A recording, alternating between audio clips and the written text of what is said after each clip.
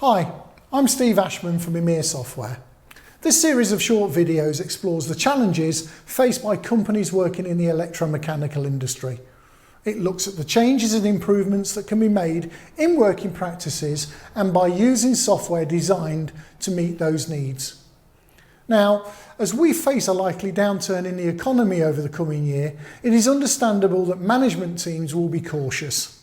You know, in many cases with less human resource available, there will be a greater emphasis on looking for solutions to simplify existing processes and to ensure that all aspects of the work are recorded for billing accuracy.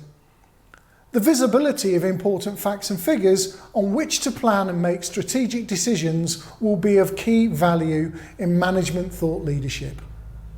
So, join us for our first video, 24-hour call out shortly.